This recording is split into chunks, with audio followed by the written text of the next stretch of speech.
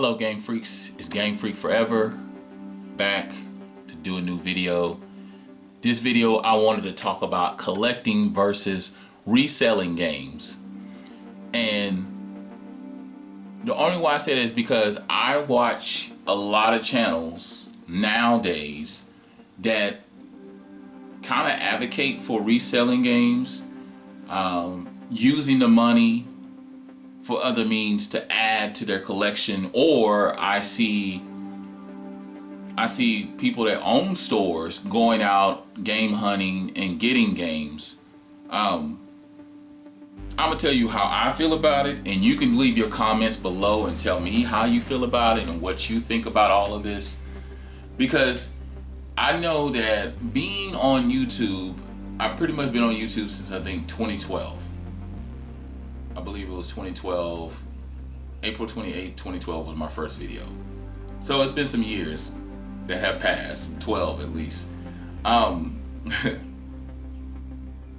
I've seen the evolution of how YouTube has shifted. And the reason why I mention YouTube is because it was more or less the voice where a lot of people came onto the platform, because when I first came on, collecting was the thing. I didn't know it. I didn't really come with it strong at first. I was very subtle. When I first came on the platform in 2012, I probably had about 50 to 60 games. They were miscellaneous stuff, PS3 stuff, PS or 360, some handheld stuff. I think at that time it was a very small collection. By 2013, in 2013 going into 2014, I probably had about 700 games.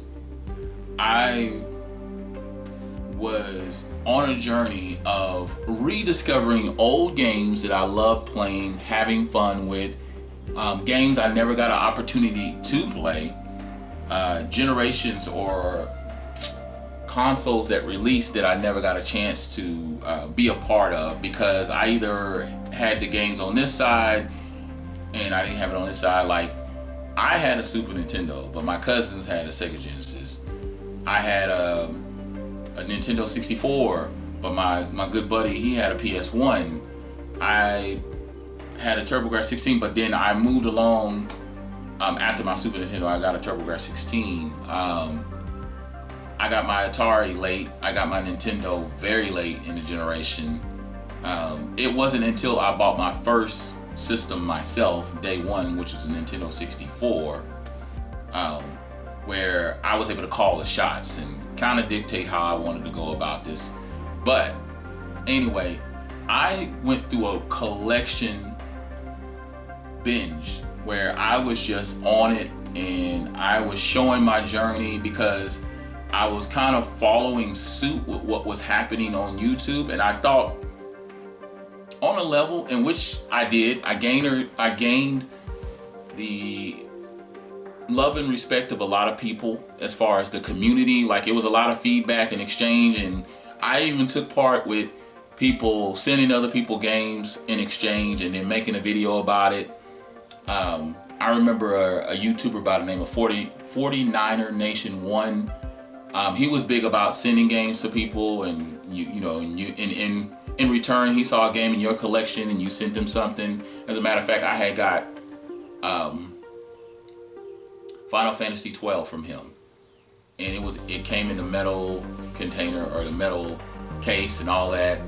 But by 2014, I think I reached my peak. I was at 700-800 games, and I was on my way. I was finna get ready to go up to 1,000 easily.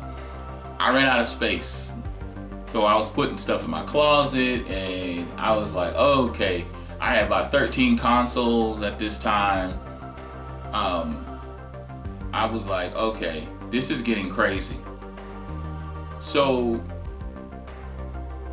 I've never really been the guy to keep a bunch of items. Now I keep mementos just for occasions and stuff like that. I have old stuff that people have given to me and all that other kind of stuff. So that's my collecting side. But then when the years started to roll by, About 2015, 2016, when I was moving out of one of my places, I decided, after packing everything up and moving to my next place, I was like, man, I gotta get rid of some of this stuff. So I decided to do a real serious purge, and I think I purged about 200 games right off the top, and I even did a video about it. I think I did it like 2015, 2016, somewhere in there. But I sold those games off the strength of flipping them, not necessarily keeping the money, other than the purpose of taking that money and buying more games. And I think I ended up buying a system at that time. I think I ended up flipping it and getting a PlayStation 4, or I flipped it and got a PS Vita.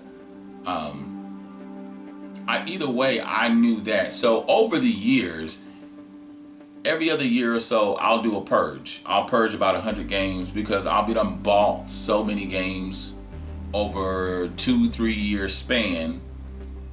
And then I'll be like, okay, I'm either done with these and I don't have no desire to go back. Because some people think that games have to have a replayability in order to go back. I myself don't feel that way. I'll go back to a game regardless, even if it was a short title. Like Fez, I done beat Fez probably 3-4 times. I go back to it a lot. Like Steam World Dig 2, I beat that like 3 times. The original one, I beat it twice. Yeah, and I'm not against buying it on several platforms or several consoles. Anyway, reselling games. The narrative, I should say, back then with YouTube and just even hearing from other collectors, gamers, they used to be against it, because they felt like that was the thing that drove up the price of the game. And I myself used to be a part of that to some degree. I didn't fully agree with that, but to some degree I could understand that, because when you had a massive YouTuber, and back then being massive was like having 10,000 or 100,000 subscribers, would say, hey, this is the game to go get. And then you would see like an entourage or herd of people going to get it, not physically, like with your own eyeballs, but you knew there was a bunch of people going out, because then it would be hard to find. And their video's been exhausted before, where they felt like, does YouTubers basically make the price of a game go up? Not necessarily, but do they make it appetizing and appealing with the screenshots, with gameplay, with giving you their review? Yeah.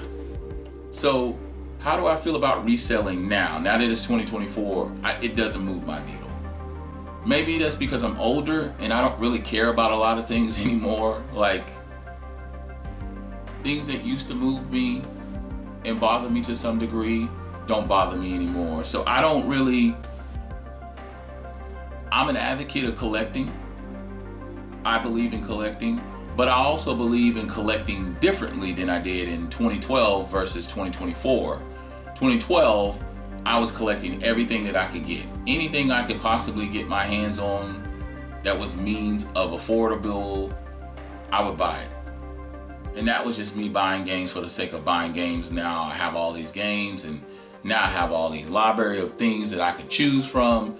Whereas now, I'll go in and purge a bunch of games. Like the games I have now, I've either played about, I'll say at least 70+% of them, or I just got them, so now I'm going to eventually get around to them. I try not to let games sit too long in my collection without being played, at least being played. I have now tried to move more towards the completion route. But anyway, I say all that to say, I don't feel some type of way about people reselling games and turning it into a business, because all in all, they're running their own store anyway, whether it's electronic, whether it's their own website, where it's a physical store. It's all a matter of how you look at it.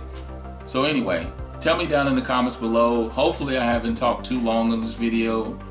I didn't really plan on it. I didn't have anything scripted in my head, because I don't write anything down. But other than that, tell me how your life is as a gamer. I'm GameFreak4Ever, and I'm out.